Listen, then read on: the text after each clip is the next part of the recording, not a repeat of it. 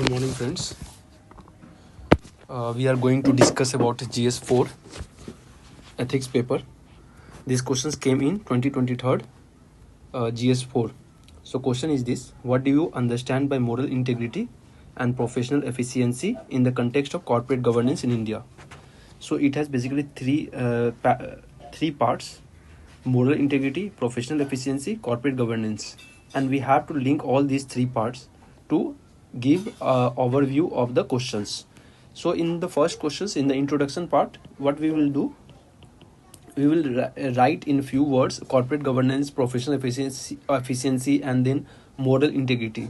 We try to combine this to give a complete picture of the theme of the questions. So basically, what is corporate governance? Corporate governance is a frame of principles, practices, and regulation that guide business management. See, it is about governance or regulation. So anything which has certain guidelines which is regulated by a government entity or any institutions, then we need a process of regulations. Okay.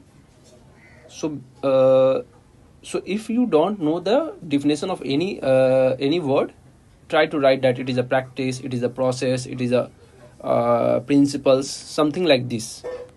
Okay. Now what about moral integrity? So moral integrity, this word integrity, it has the element of consistency. Even a person can be honest, but their integrity can be questionable if their honesty is not a regular features. It just get changed with the circumstances. So in that case, you may be honest, but you are not integrate person. So integrity, the word adjective, this can be said that it has to be a element of consistency. So any person who is performing their ethical conduct without any change in circumstances continuously, then that person is called moral integrity is fine. Okay. For example, that honesty, preservation of moral values in any institutions or organizations. Okay. Now the third element is professional efficiency. So professional efficiency means what? Means you are able to do any tasks with ease, with given time frame, and with excellence. That is efficiency. So when it is come professional efficiency, the first is you have certain skill sets, and that skill sets comes because of your competence. You are competent enough to handle any situations, and it should be very effective as well. So this is the professional efficiency. Because of your competence, because of your effectiveness, you are performing your responsibilities in a effective manner. Okay. So responsibilities of any institutions, any individuals, any organization, anyone, any corporate governance has certain responsibilities that they have to perform. So what is the outcome of all these things? The outcome of all these things is organization make informed and efficient decision. And decision can be related to the organizational goals, objectives, their profit, their revenue, and anything.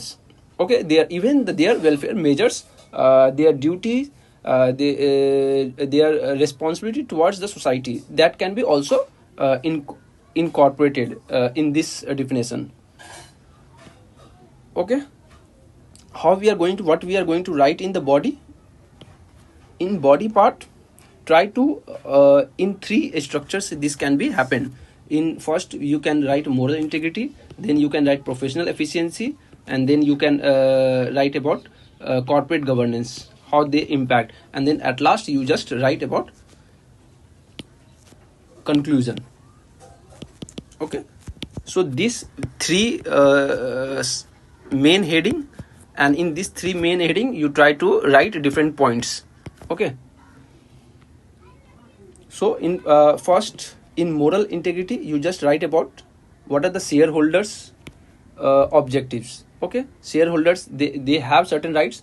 The first thing, you ensure that shareholder rights are protected.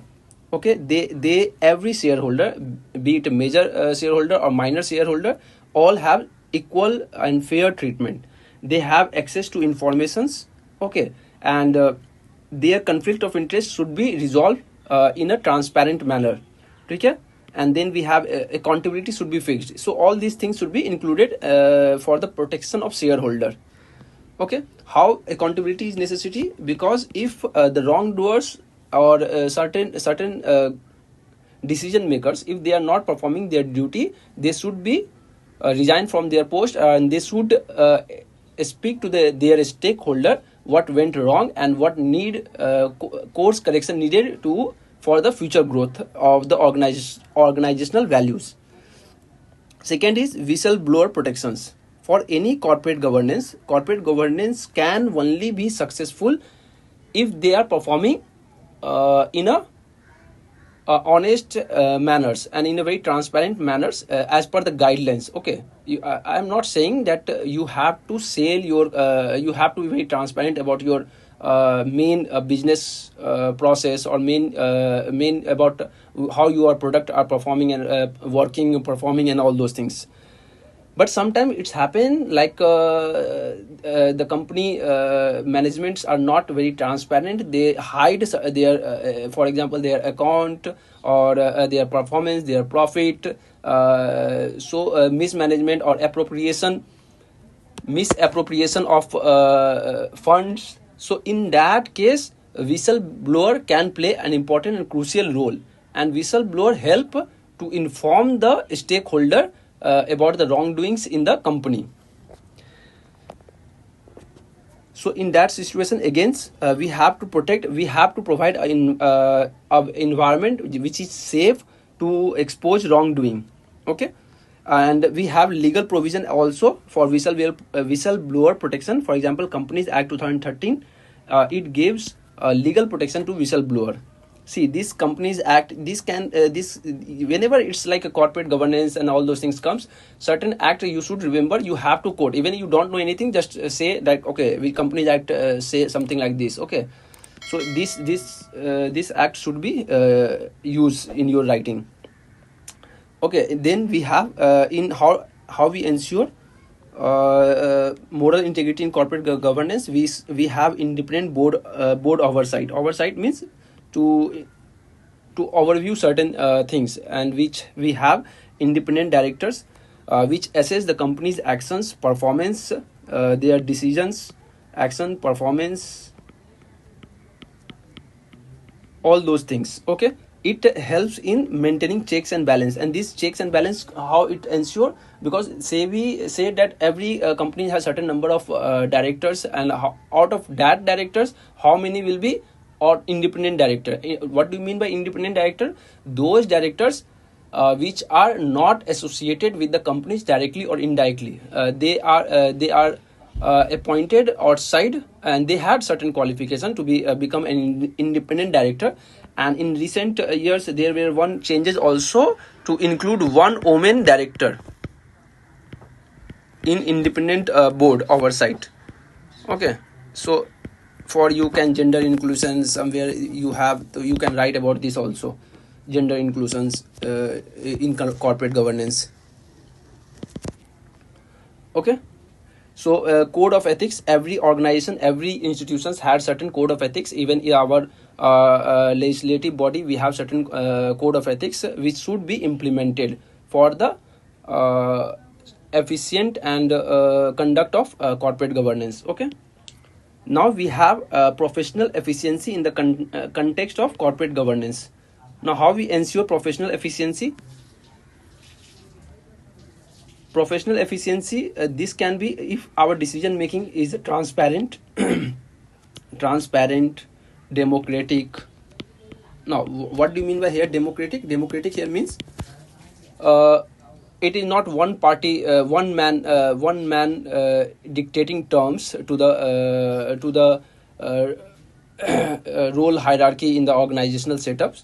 They are a group of people who make decision for the best interest of the organization. Then we have resource allocations. Resource should be prioritized, which sections or which parts should be devoted. Then we have risk management, how we manage our risk, okay. means risks here in the sense their companies has if a company wanted to venture out in different territory, if company wanted to venture in different product, so in that situation, even they do not have prior knowledge, the prior experience about that product, they can do.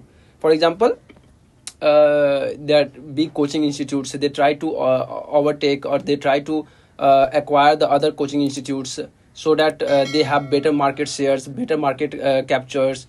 And sometimes some certain institutes, you know, that they performed badly, they try to acquire and just give a lot of money and acquire a lot of coaching institutes, but they do not focus on their product, and somehow they fail.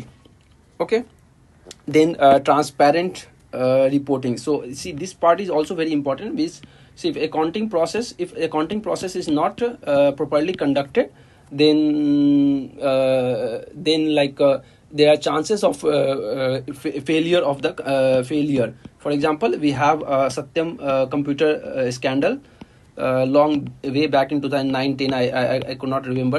Okay, so they just they showed that profit, but actually somehow they were not up to the account, was the money was misappropriated, so they failed, and later the Mahindra company has acquired that Satyam computer. Okay, now we have ethical conduct. Ethical conduct ensure that efficiency. Okay, ethical conduct also include the welfare of the employee in the organizations. This can be also be a part of the how the higher authority, higher bosses are treating their employee and all those things. So this can be can be included in the professional efficiency. Okay. For example, we have Johnson & Johnson. They recall the Tylenol, a product which was a very risky thing to do, but that was the need of the hour. Okay, and then at last write certain thing about the conclusion, and this questions is done. So in this way we are going to complete the we are going to attempt these questions. Okay, so if you do not know anything about the conclusion, try to include the conclusion end with SDG goals. Okay, SDG goals, there are 2-3 goals that you can conclude. If you have any idea, just write in the comment box which SDG goal should be used here to conclude these questions. Okay, thank you. See you in the next class, next questions.